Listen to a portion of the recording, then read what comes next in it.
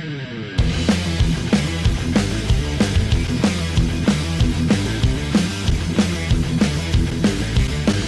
in, ladies and gentlemen, to episode number 132 of Let's Go Racing with David Starr. Tyler Jones here with you. So glad to have you with us. Coming up on today's show, going to be joined by the one and only Infield Jen, set to join us, the first female to fuel a NASCAR race car in an Xfinity and truck race. We will share Jen's fascinating story as she made history in the world of NASCAR and in motorsports, and catch up to what she's doing now and what's going on with her and Brian and everybody. So it should be a great chat when Jen joins us coming up in just a little while from right now. We'll also take a look at the latest headlines around the sport as we near the finish line of the NASCAR playoffs. And we already know two have clinched with Christopher Bell and Kyle Larson, who will join them in the championship four. We'll break that down with a look ahead to this weekend's race. Also, we'll have our Ask David segment. We'll answer questions that you guys submit to us coming up at the end of today's show. David Starr with us. David, always a pleasure, my friend. Anytime we get a chance to chat. Christopher Bell with a big-time win. And I got to tell you, David, CB, he's really turned it on in crunch time the last couple of weeks. Could have won the week prior, came right down to the very end. Here he is, he making some noise here. He making his case to win a championship. Talk about getting hot at the right time. He's doing just that. Boy, he is. You can't ever count out Christopher Bell, that Joe Gibbs racing. You know, it was kind of interesting. He's been lots of speed. Like you said, Tyler, just, the timing's good. And they're hitting their stride right at whatever really counts, you know. And it's kind of interesting to see two incredible sprint car racers. When I think of midgets and sprint cars, I think of Kyle Larson and C. Bell, you know what I mean? And these guys have punched their way into that championship race, and Phoenix come up in a couple of weeks, and it's going to be interesting to this weekend at Martinsville to see who will be joining them. You know what I mean? There's a lot at stake, and kind of interesting how the race played out Sunday. Yeah, for sure. And Dominic Olagon joins us right now as well. Dom, the way Christopher Bell has been running as of late, I mean, he's been running good all year, don't get me wrong, but the performance stepped up the last couple weeks. We've seen this in the past where it's not necessarily about how you did if you dominated in the regular season. It's about getting hot at the right time, and that's what we're seeing with that 20 team right now. We certainly are. We've seen Christopher Bell and that number 20 team just really kick butt in qualifying, where it starts on Saturday. And that gives you some momentum for Sunday when you can get the good pit stall selections, be able just to lay back more on your team and know that they've got your back. And that's what Christopher Bell said they needed to do in the playoffs, that they needed to make sure that they were firing on all cylinders as a team, driver included. And it sounded like a natural leader when you hear that. But to actually piece a great race together like they did at Homestead, they led the laps that counted. It didn't matter what the rest of the field did. Kyle Larson led the most laps. We saw what happened with the sand barrels. Denny Hamlin, Martin Truex Jr. literally imploding as Joe Gibbs Racing's Christopher Bell rises to the top while these other two teammates falter. So he did it when it counted most. They put a full race together. And because of that, and because of what they've been able to accomplish these last 9 weeks, we're seeing Christopher Bell race for a championship in Phoenix next weekend, or 2 weekends from now, I should say. Yeah, so now Byron and Bell are locked in to that championship four. 2 spots up for grabs heading to this weekend. We'll preview it more coming up later. But David, looking at those two that have their spots already locked up, William Byron, Christopher Bell, how much of a relief is it for these two to head into Martinsville already knowing they're going to be in the championship four here? Tyler, I think you meant Kyle Larson. Yes, Kyle Larson. Thank you. Good catch. Yeah. I mean, these it's it's all about no mistakes. You know, who can like Christopher Bell, his team, they're hitting all the 8 cylinders, and they led the most important lap Sunday was the last lap. But you know, it's interesting to watch Denny Hamlin and see Mark Truex. You know, it seemed like they've had some challenges, some issues there, but Steve Bell with the other Joe Gibbs race car is just unbelievable, man. Like like Oh yeah, yeah, for sure. Yeah, it's definitely. not cylinders. Yeah, for sure, David. I'll say this real quick. I know that I got ahead of myself on the William Byron thing here, Dom.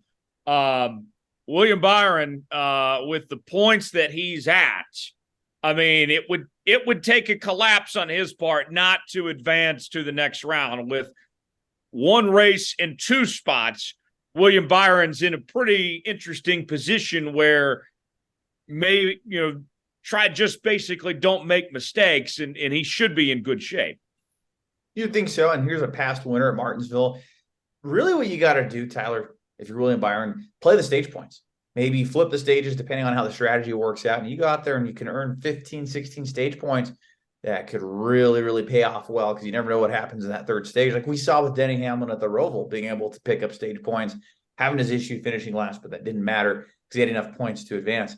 William Byron's sitting in an interesting and peculiar spot, but you go out and win. Any of these six guys go out and win. It's a null and void point. But crazy to think, Tyler, that we're not going to have somebody like Martin Truex and Denny Hamlin and William Byron in the championship four. At least one of them is going to get snubbed. And certainly the cream of the crop this year in 2023, but we'll have to find out after 500 laps Sunday at Martinsville. Yeah, we'll see how it all plays out. Dom, our guest that joins us this week, a fascinating story. And we've had people from all walks of life in motorsports, from drivers to crew chiefs to team owners to broadcasters, up and down the line. But this is as unique and cool of a story as I think we've possibly ever shared on this show, Dom. Oh, absolutely. And we know we have a diehard NASCAR fan base that listens to this show every week. And if you watch our show, chances are she's worked with one of your favorite drivers or has worked with multiple of your favorite drivers. Hailing from the state of New York, more specifically the borough of Brooklyn, New York City, Jen Calandrillo is joining us this week on Let's Go Racing. She took a chance on herself, originally working as a manager at a bank, to take a chance on herself, to go down to North Carolina and want to work in the sport. She did that in 2010. She ended up working with Brian Keselowski, I believe, as her first driver with public relations, and continued on the journey she has to work with different drivers, to now most recently, even NBC Sports and Dustin Long, a friend of the show, really spotlighting and showing what she has done with fueling race cars in the Xfinity Series and the NASCAR Craftsman Truck Series as of recent. So you all know her as Infield Jen. Infield Jen, we really appreciate you taking the time to come join Let's Go Racing this week with us. Yeah, thank you for having me. This is going to be fun. Oh, it's going to be a lot of fun. But before we get to all that, you got to take us back to the beginning. Where did it all start from you? Oh, boy. Brooklyn. How does somebody from that part of the country become a NASCAR fan? What's that interest? I used to go out with somebody that was really into it, and I was like learning about it, and I said, well, this is what he's going to do on Sunday. I better pay attention. So I started watching it, started getting into it. And he was a big Dale Senior fan, so I was a Jeff Gordon fan, just kind of for the rivalry of it. Then I became a Dale Jr. fan, and the rest is kind of history. Once you learn about the points, and you learn the other drivers and the all the things that go on in the track, and it's not just people going in circles. You kind of got into it, and then I really got into it. And I was like, wow. Well, I went to my first race in 2004. I went to Pocono, sat in the grandstands, and I remember looking across, the way and looking in the infield and be like, what goes on in there? I want to know. Not knowing what was in store for me.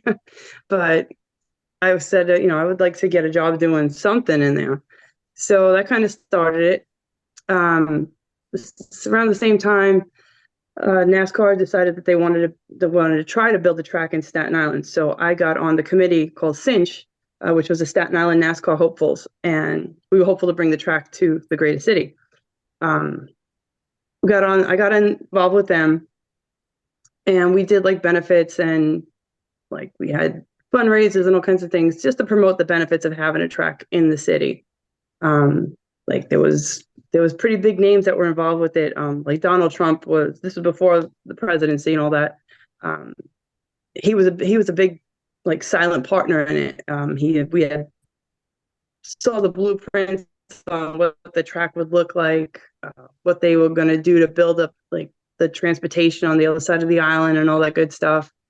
And it kind of just came down to an election year, and they basically voted it off the island. So NASCAR sold the land and whatnot. And I was like, well, if it's not coming here, I'm going to it. So I don't know how I'm going to make it happen, but it took me a couple of years.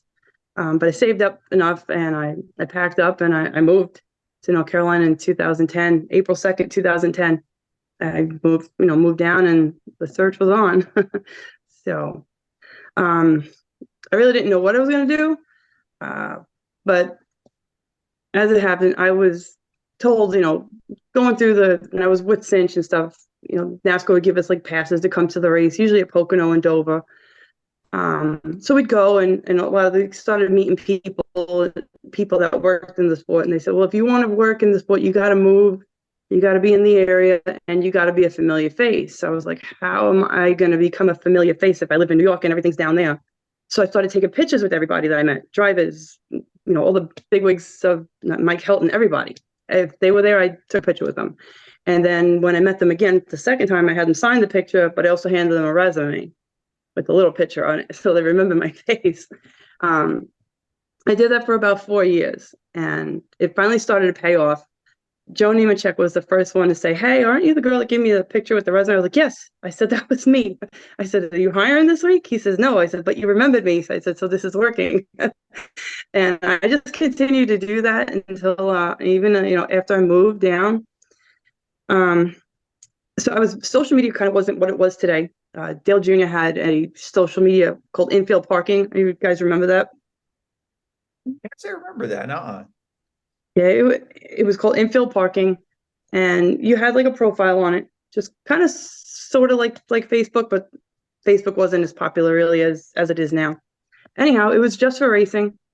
A lot of the drivers were on there, and I had my profile on there with a bunch of pictures that I took with everybody. So I also did have a Facebook account at the time too, but I really wasn't as active on it as I was with the infield parking stuff.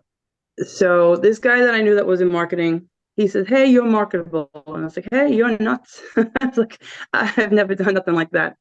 So yeah, he took all the pictures that I had on infield parking and made a Facebook page without me knowing called Jen Miss NASCAR. And he put all the pictures up on there. And all of a sudden, I just know I started getting like a lot of friend requests from people I didn't know. So I just deleted them. And he messages me a couple of days later. He called me. He's like, hey, what do you think of Facebook lately? I said, it's going crazy. I said, I'm getting a lot of friend requests. It's kind of weird. He's like, oh, those are your fans. I was like, fans? What are you talking about? And he said, with him on the phone, he sent me the link, and I clicked the link, and there it was. And I was like, what is this? He's like, this is your fan page. He says, you had like 150 people like it overnight. He's like, go to, you got nothing to lose. And I was like, all right. I wasn't working in the sport yet. And I just started talking to people about racing. So that went on, and that was pretty good. I'd say it was like, I don't know if it was, I think it was in Atlanta. I went to the track, and a lady asked me to take a picture of Kurt Busch by his car for her. So it wasn't like I was going out of my way or anything. So I just snapped the picture. I posted it, and then it went crazy. Like, it went nuts. Like, everyone's like, hey, if you could do that for her, can you do this for me? Can you take a picture of this one by, his car, or do this? Or can you ask someone so-and-so this, that? And so I started going to the track, like, with a list. And I just started fulfilling all these fan requests, and I put it up, whatever it was, the question was, the drivers answered however they wanted. I recorded it and transcribed it and posted it, and it just kind of went crazy. So I started to, inquire with NASCAR. Like, Kerry Thorpe was the public relations for NASCAR. Remember that? Remember when he was doing all that? So I went to him. I was like, hey, I got all this stuff going on. Can you guys hire me? Can we do something with this? And I kind of knew from the get-go that the Jen Miss NASCAR thing wasn't like okay. It wouldn't be okay if like this did go anywhere. So I kind of just let fans kind of dictate what I did at the track. What do you want to know? What do you want to see? And hey, if I can't be known as Jen Miss NASCAR, what name should I go by? And so I took all these fan requests, and one was Infield Jen. Like, when it got narrowed down, it was Infield Jen and Tailgate Jen. And then Infield Jen won the vote. So that was it, And I mean, it got even tedious. Like, hey, you want to see me glasses on or glasses off? And they voted glasses on. So I wear my glasses till this day, not contacts. So it was just things like that. Like, I just give like fans a place to talk, And And that's how it started. So that's how I started meeting like a lot more people in the garage and whatnot. I had met Brian in 2010 at Richmond for the first time, and like I got a picture with him by the car, and we started talking. And before you know it, the race is going, the pre-race ceremonies are going off, and it's just me and him. So I'm like, oh wow, I'm in your lineup. I was like, where's everybody else? He's like, no, it's just us. And I was like, oh, okay, well, cool. So we got to be friends after that, and I hadn't really heard from him or anything.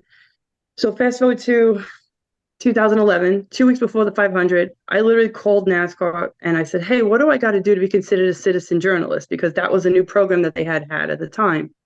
And they said, you have to have a website, you have to have this. And I didn't have any of that. But I had a lot of people that followed me and was saying, hey, you're going to be in Daytona. We want to meet you, blah, blah, blah. I'm like, oh, I'm working on it, And I had never been to Daytona before. It was like, I really wanted to go. Anytime I ever had plans to go there, something like tragic happened. And I had to cancel plans. Like, one year, like my uncle passed away. One year, my mom had a major heart attack. It was like, could you guys just do this on a different weekend?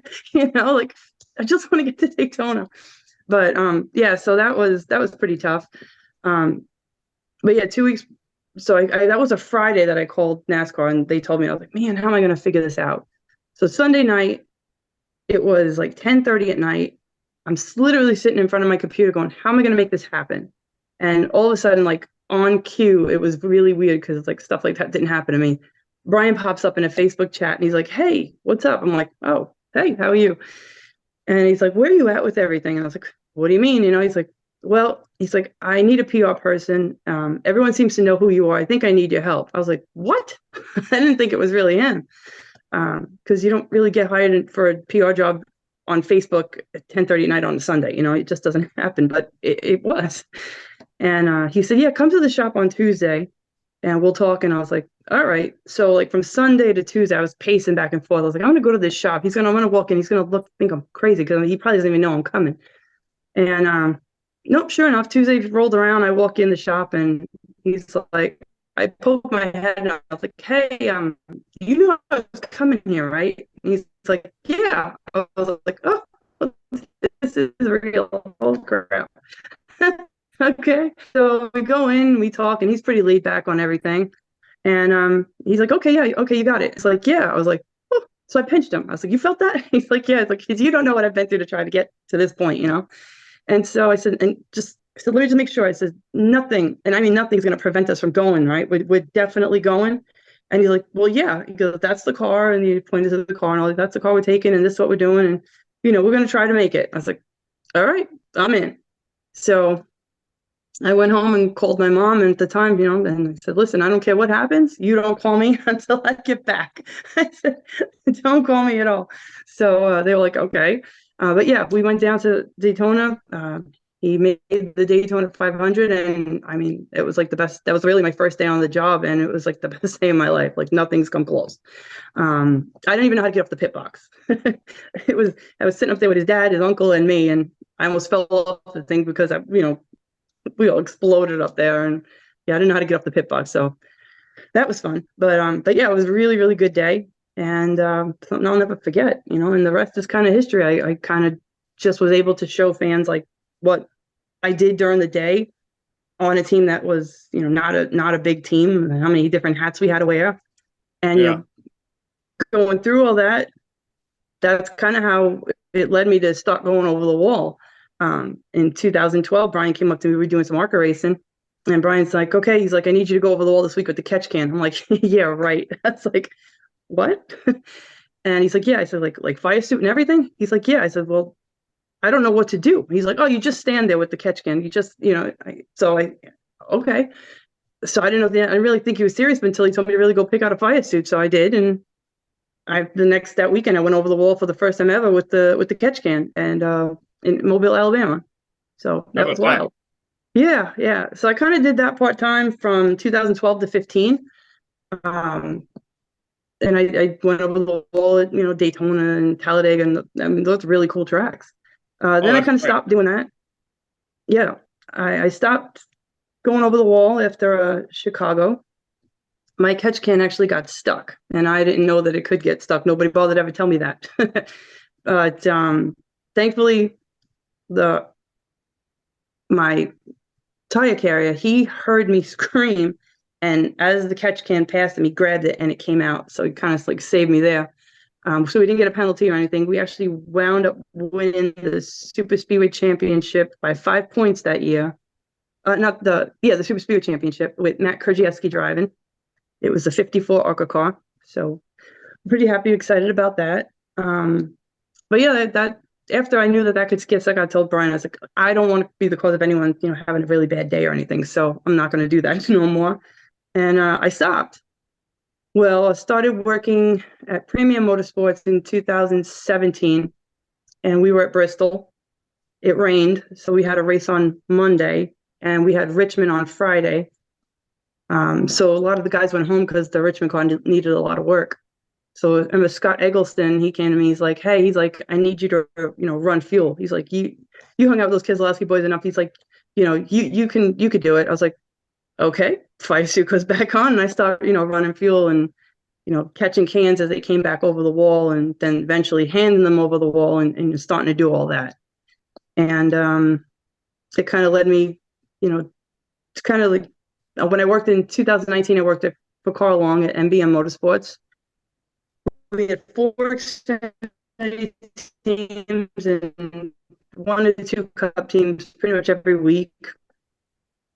And we were kind of short-staffed. So me and my buddies, 2 of the teams at least, definitely on the 66, and then sometimes we would go down to the 35 and kind of do double duty there. But that's when I started doing all that.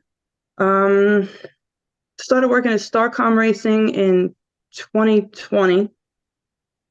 Yeah, and in 2021, my buddy Ben was, this is kind of like a weird thing because it was like a whole week of my life completely changed into not even thinking about going over the wall to fuel can to, okay, I'm going to do this. So I went to my doctor, and she's like, oh, you got to start going to the gym. And I'm like, go to the gym? I was like, I go to the track every week. I walk like thousands and thousands of steps. I mean, I'm not in bad shape, And she's like, it'll help you, it'll help you overall, blah, blah, blah. I was like, oh, all right. Well, I need a reason to go to the gym and learn how those little torture devices work, because I really don't know how to do any of those. And a couple of days later, like I have a friend of mine that's a financial advisor, and he called me up and he's like, hey, I have a client that needs help with a website, and I build websites. Would you be interested in talking to him? I was like, sure. So I talked to him, and he said, help me build the website. I'll exchange. I'll train you, and things like that. And I was like, really? I was like, all right, let's do this. So it just kind of was like the series of events. I was like, okay, I'm meant to do this, or I'm meant to give this as good a shot as I possibly can.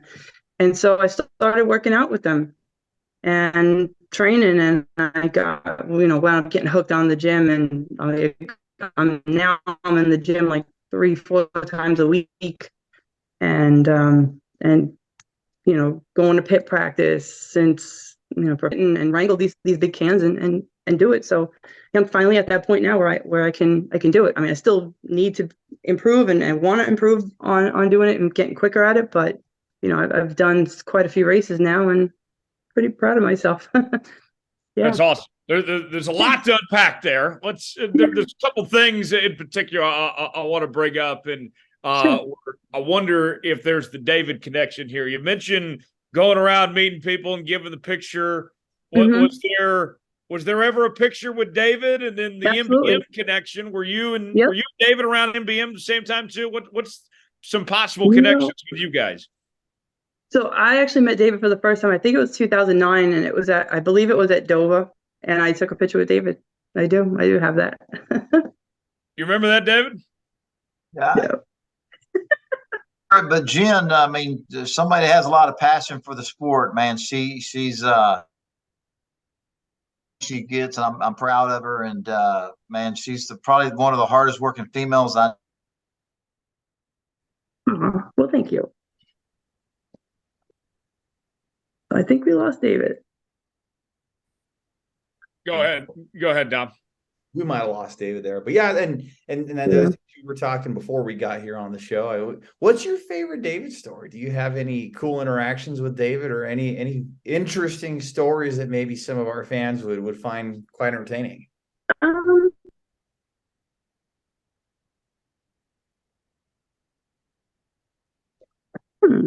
I never really got to see him in the garage, and we always say hello and everything.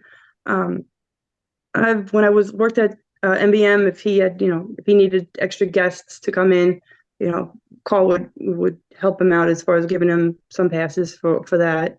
Letting his guests and sponsors come in.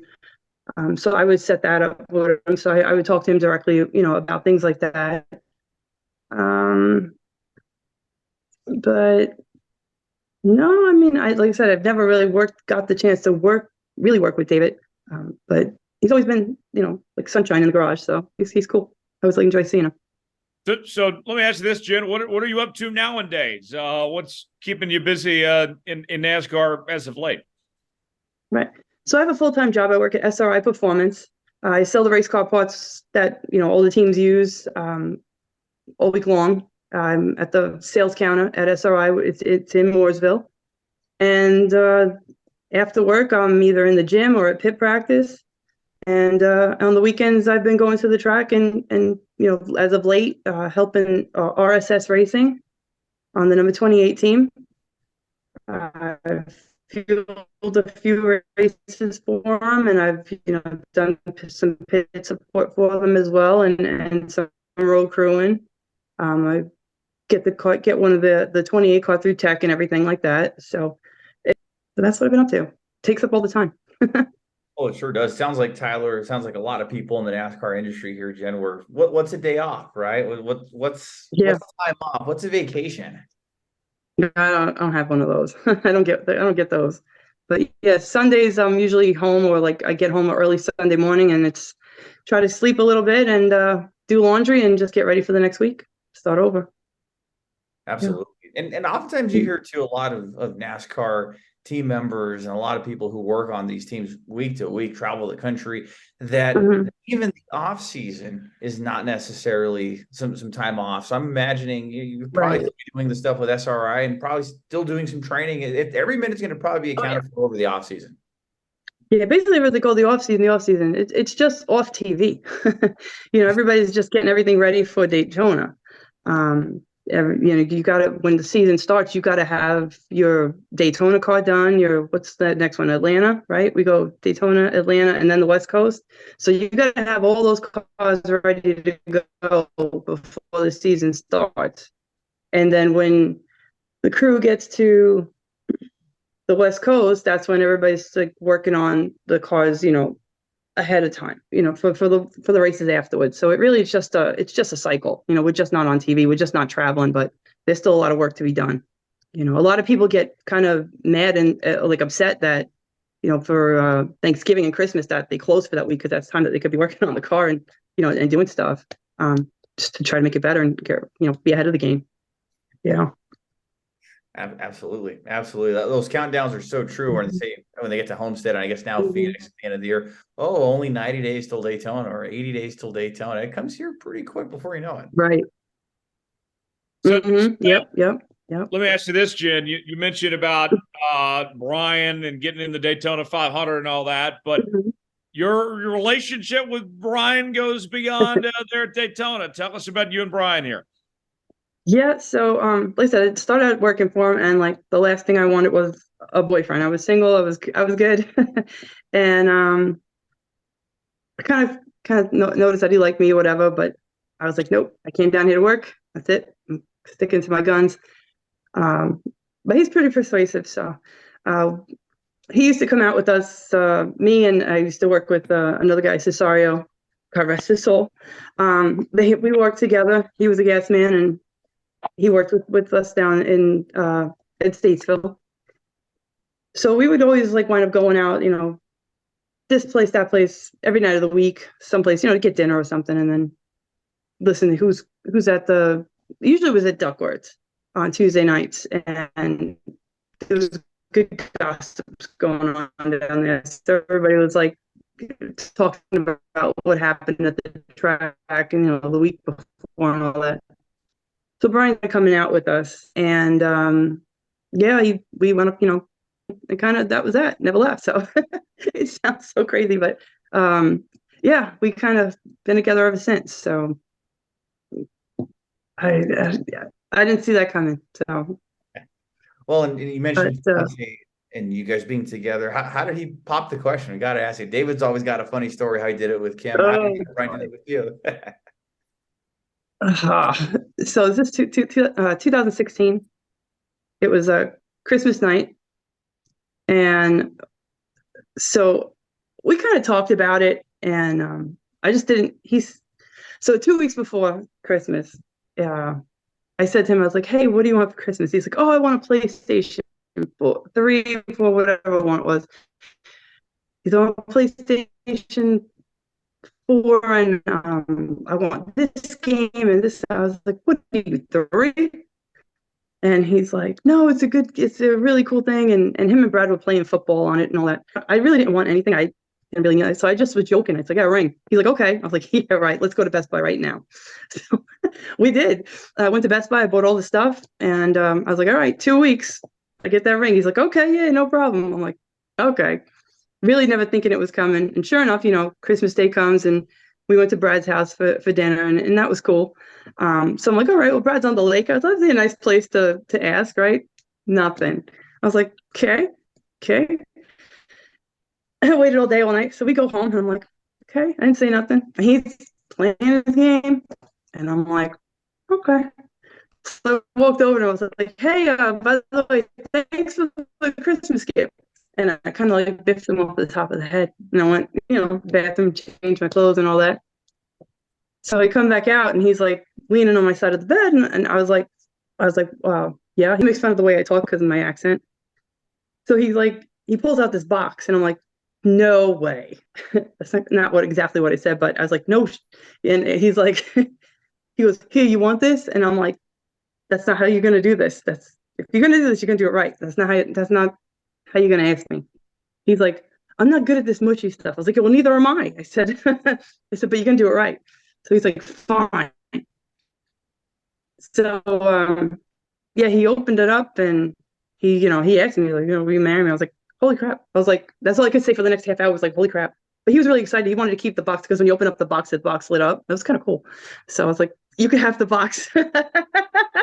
I think he still has it. But yeah, we got engaged, but we never really got married. We kind of just put it off. I really didn't ever think that would be something that I would do anyway. So we kind of prioritized it. It was like, well, let's buy a house. So, we've got 4 dogs, and we've got the house, and we kind of already were together. So it's like, we're good. So we just kind of stayed, we're just engaged. So we're good. And that's it. What's Brian doing nowadays? Right now, Brian is the crew chief on a TA2 team for Nitro Motorsports, owned by Nick Tucker. And he's the number 90 car, and the driver is Thomas Annunziata. And they're pretty competitive, and he's pretty happy doing that. Eventually, he would really like to get back into NASCAR and do some. He's done some spotting this year, and he's really good at that. And so, if things work out, he would probably like to doing what he's doing as the crew chief on the TA2 side. Now, for the latest headlines in the sport, Dominic Allergon takes it away. Dom, what do we got going this week? Well, another week down towards the offseason, another week of the offseason, silly season, whatever you want to call it, is all put together. We know that Chandler Smith will not be returning to Kaulig Racing for the 2024 season. It's announced late last week that Kaulig Racing is going to forego Chandler Smith and allow him out of his contract early. Joe Gibbs Racing will be picking up Chandler Smith for 2024 and beyond. Tyler, looks like it originally was a multi-year deal, looked like a 3-year deal, getting bought out. But the bigger question here, I've got to wonder, Tyler, is, okay, we have Chandler Smith now leaving. Seemed like he was one of the leading candidates for that 16 Cup ride. Seeing some pastors at Joe Gibbs Racing. So there's some questions that still need to be answered with the Kaulig camp, and they haven't even announced the driver of the 16 for 2024.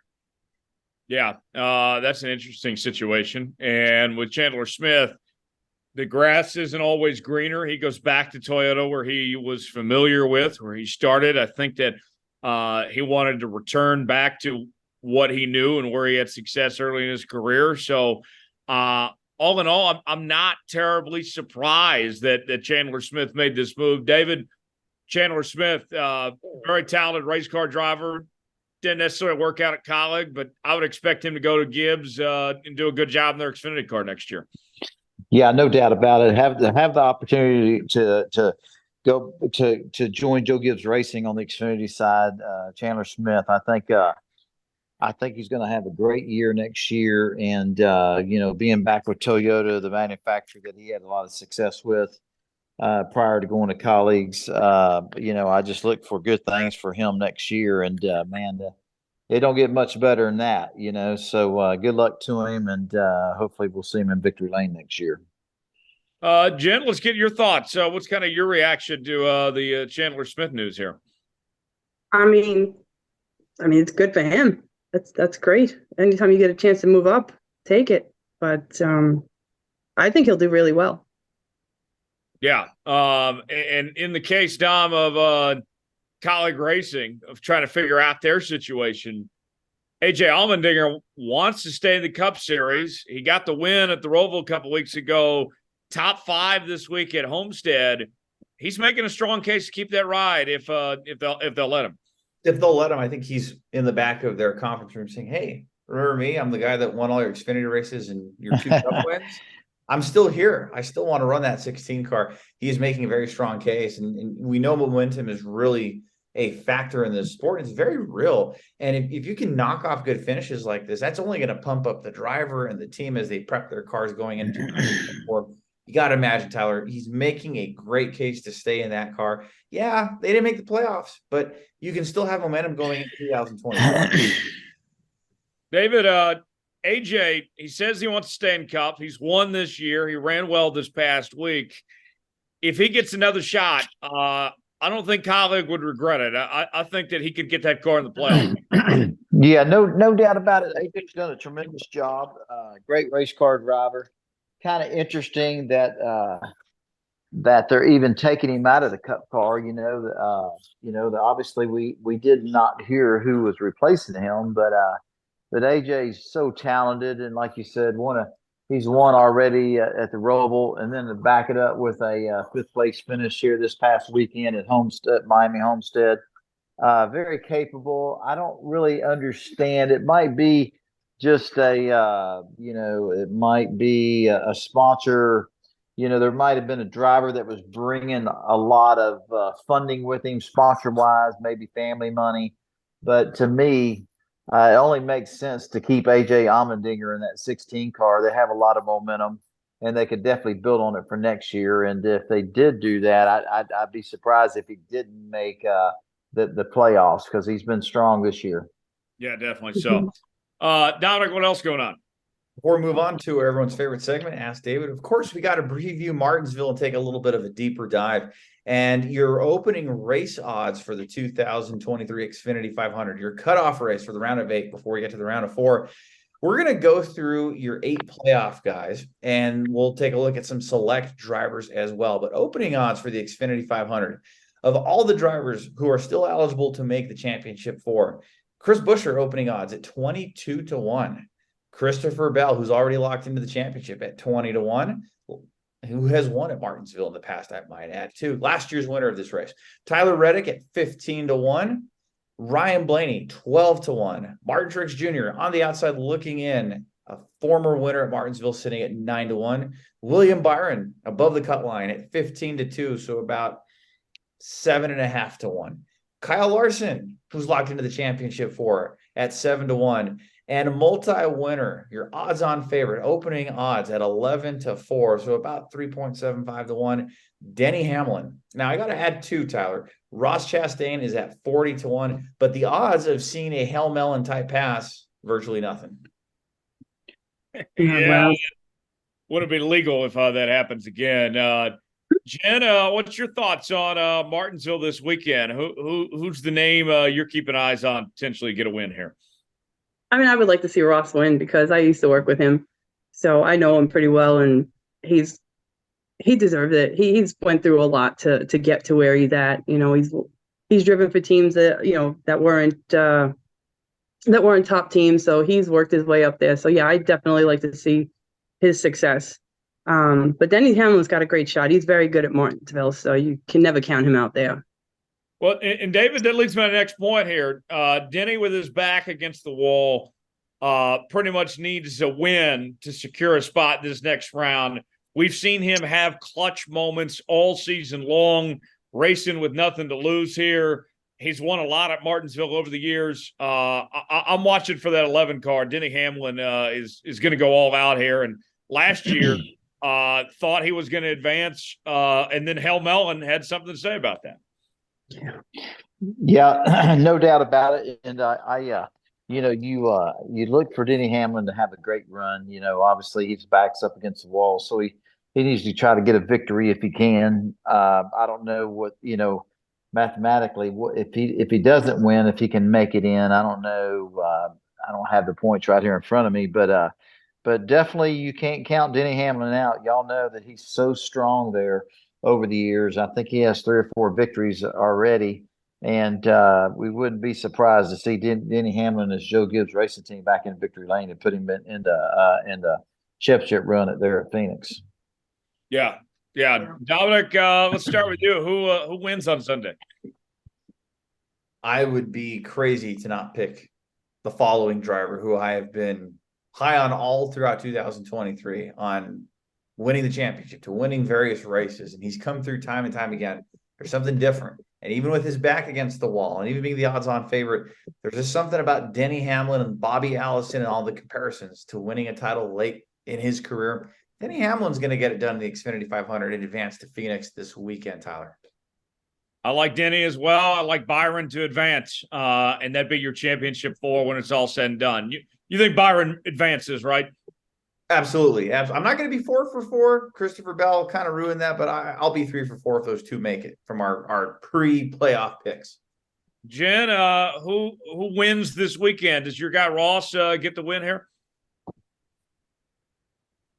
I would like to see that. I definitely would like to see him do that. But I don't know. It's pretty close. I mean, all those guys out there are pretty well. They deserve to. Yeah. Yes. So, but yeah, I'm going to stick with Ross. Okay. David, how about you here? Can Denny win advance here?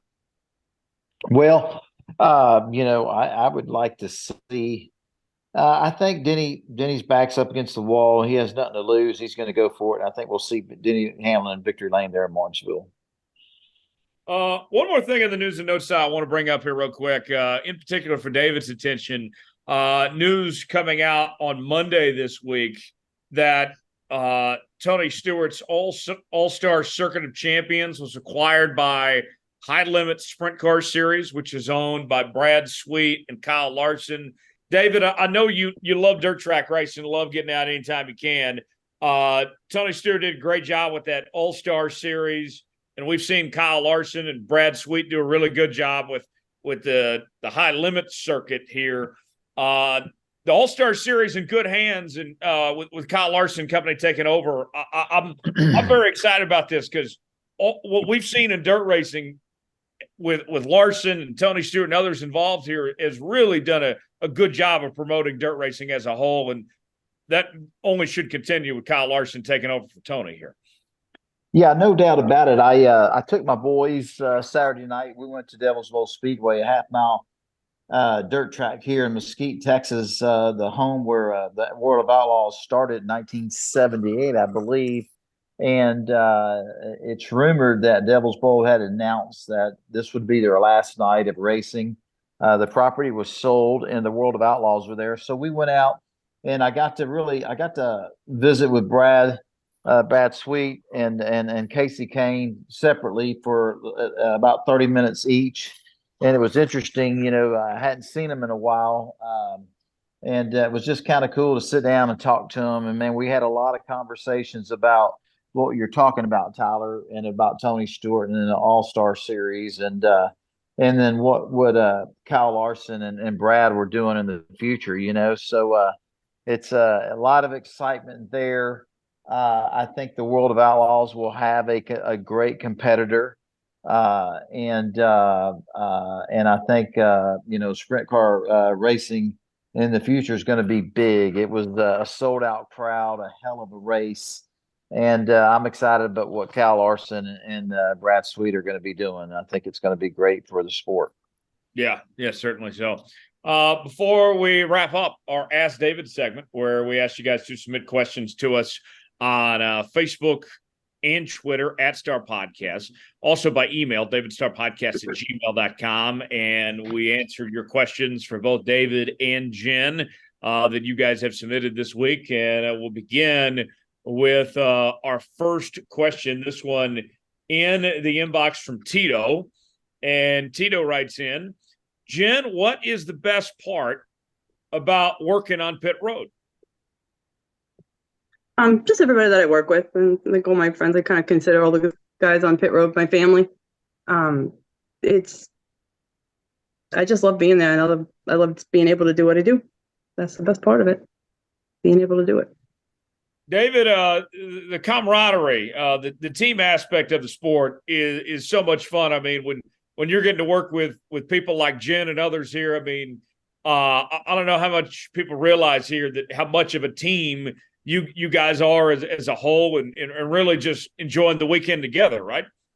Yeah, no doubt about it. I mean, just all the racing teams, and just like Jen saying, all her family and her friends that are working on the different teams. It's a small community, really. It's such a big sport, but a small community, and everybody kind of looks out for each other. And man, Jen has just done a tremendous job. I love seeing her work on these racing teams, fuel these race cars, and she's just done so much for so many teams, and really enhanced anywhere she's ever been. But definitely it's a camaraderie. I mean, it's a family. Even though, I mean, competition, when the green flag waves and the race starts, we're at war with each other with different teams, I mean. But once that checker flag waves and we crown our winner of that race, we're all family again, and we're still family during the race. But we're all hired to do what we love to do, and that's to compete and to do the best at our ability. Whether we're changing a tire, fuel in a race car, engineering a car, crew chiefing, or any aspect of our sport. We made it to the top level, and these racing teams, they pay us a lot of money to do what we're experienced at. And again, when the race starts, I always say, hey, we go to war, but the war ends when that checker flag waves and we're all one big family. And sometimes you see tempers flare, and it's called passion. But man, all in all, it's a family sport. We're all close. We all care for each other. We know each other. We've all probably worked with each other once.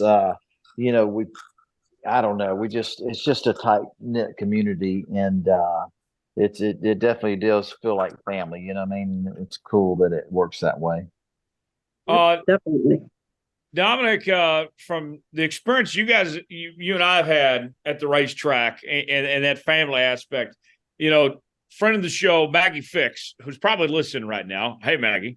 I remember her saying when we were all at Texas Motor Speedway, running into David and me and you and Matt Jennings and Carl Long and, everybody. It's like a family reunion of some sorts, like we all just see each other once again. And that's a very real thing. I mean, you go from one hauler to the next, one pit stall to the next, and there's somebody you hadn't seen in a while and meeting together like it's old friends.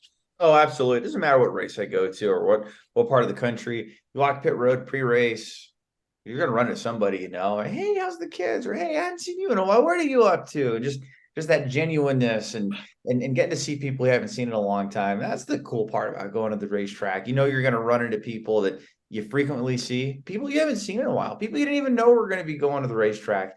And it's such a cliche, but the cliche couldn't be farther from the truth about how NASCAR is a family sport. But a wise man, Tyler, who co-hosts the show, once said when his racing days are over, he is still going to be able to visit and see all these people, all these friendships that he's made across his lifetime for the rest of his life. Go to different parts of the country and see people, hang out with them, go have dinner with them, stay at their place, and vice versa.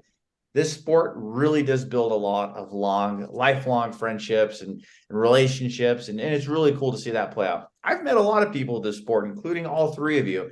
And that's just three examples of different people you meet along the way and some lifelong friendships and some really cool people you meet. Yeah, it's a very good point. Next question in the inbox comes from Jeff, and Jeff wants to know, Jen, is there anything else that you'd like to try out on the pit crew sometime? No, no.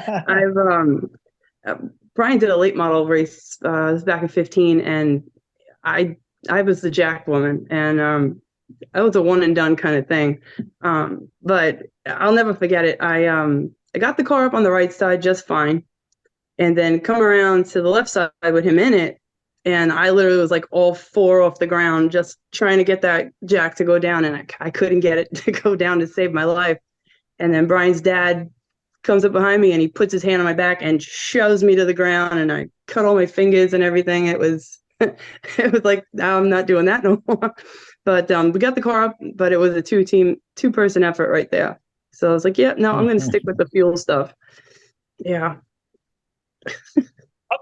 I've always said, Jen, like if I was working on the pit crew, I would want your job. I think you got the best one of the being the gas man or gas woman in your case. Like to me, that would be the most fun of those. I don't know how people realize, like those Sunoco racing fuel cans are massive. That's like what, 96 pounds or something? Yeah, about that. Yeah. 90, anything from like 91 to like 97. Sometimes a little more if they overfill it, but hopefully it's within that range. Okay. Yeah, that's the Hey, sweet spot. Tyler, they not only is it one of the most coolest jobs, but it's probably the most dangerous job as well. So yeah. Try not to think about that. Yeah. And you got that apron on, right?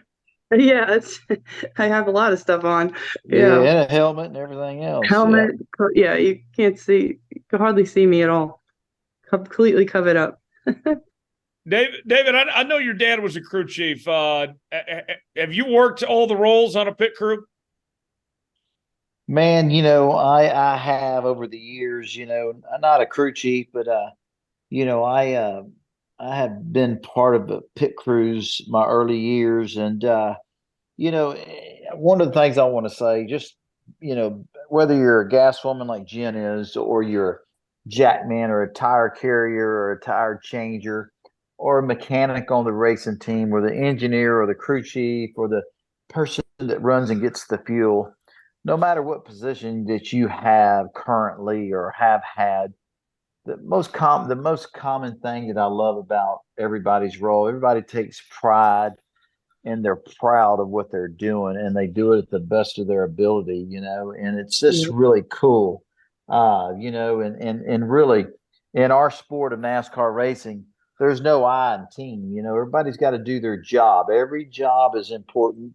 And if Jen doesn't, hit that gas the way it needs to be hit, get that her race car filled up in a timely manner, the jack man don't get that thing jacked up quick enough, just every person on the racing team, their role is important to the recipe of having a successful race, and I love that aspect of a pit crew, I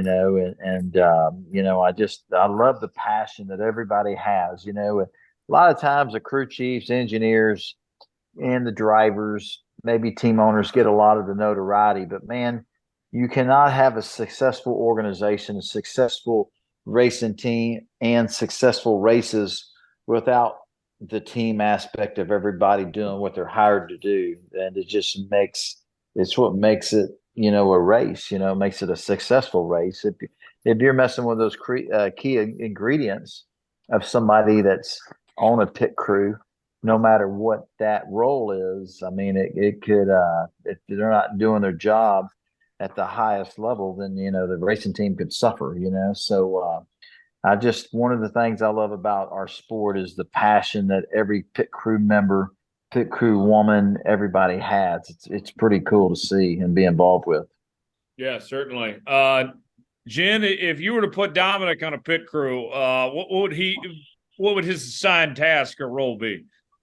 How tall are you, Dom? 5'10". 5'10".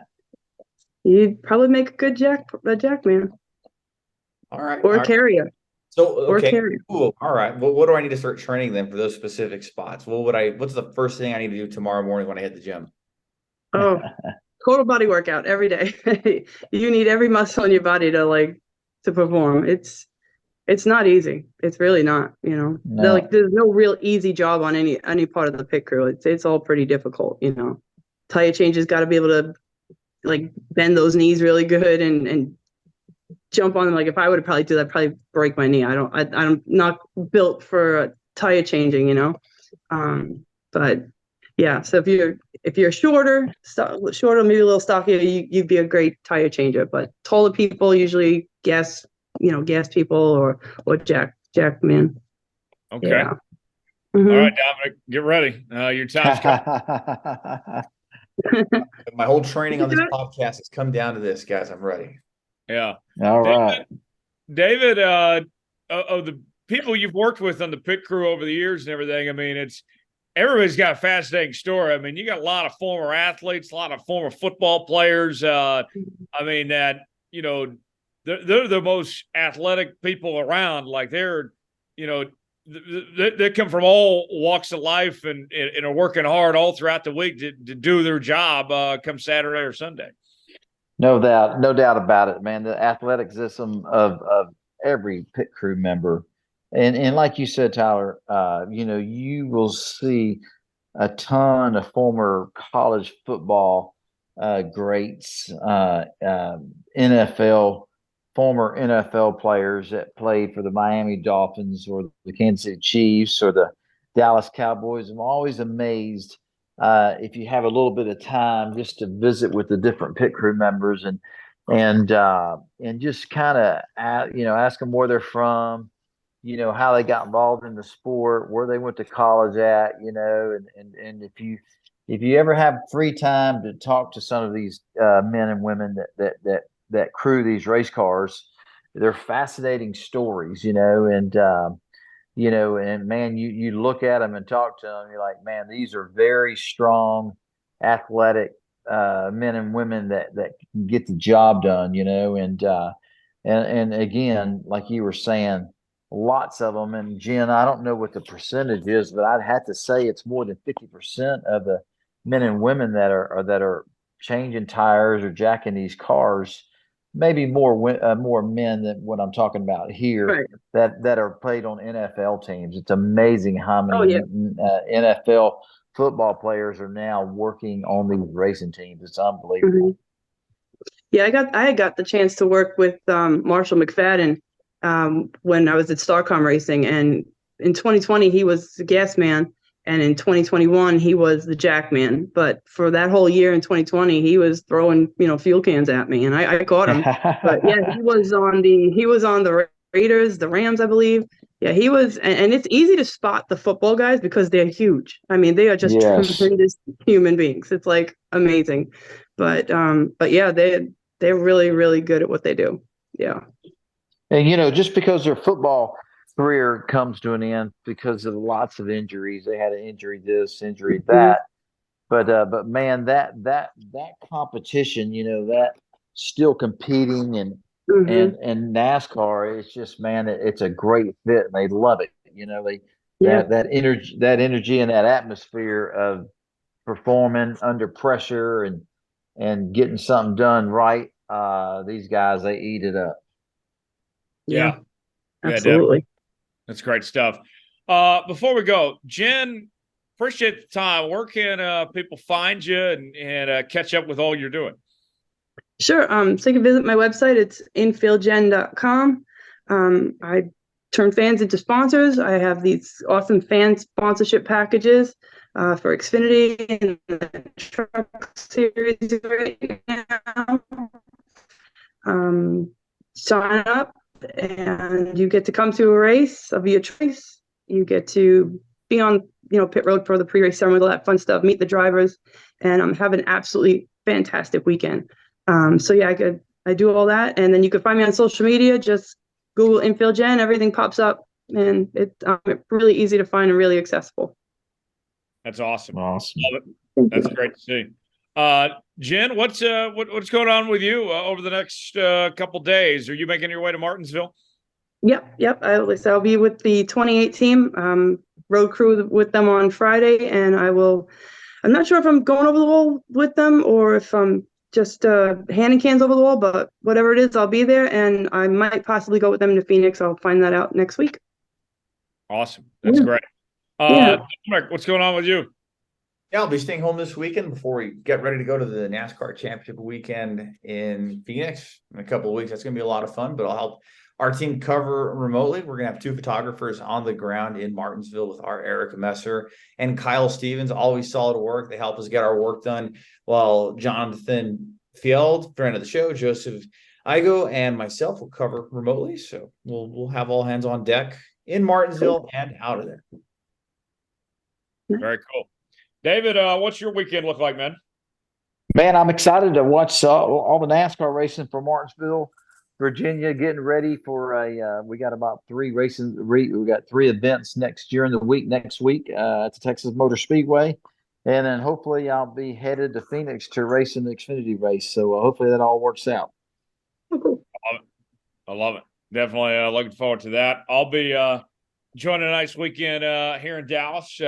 Should be good weather and everything, and just watching the race, and should be a lot of fun with that. So appreciate everybody for hanging out with us. Jen, thanks for coming on the show. You're welcome back anytime. Thank you.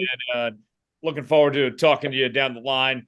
Thank you, the listener, for joining us. As always, you can subscribe to the show. New episodes out each and every week on Apple, Spotify, Google Podcasts, and YouTube. Leave us a 5-star review, or don't leave us one at all. Hit us up on social media at Starr Podcast on Twitter and Facebook. Also by email, davidstarrpodcast@gmail.com. You can find us there. For Infield Jen, David Starr, Dominic Allergan, I'm Tyler Jones. Thanks so long. This has been another edition of Let's Go Racing. We'll see you next week.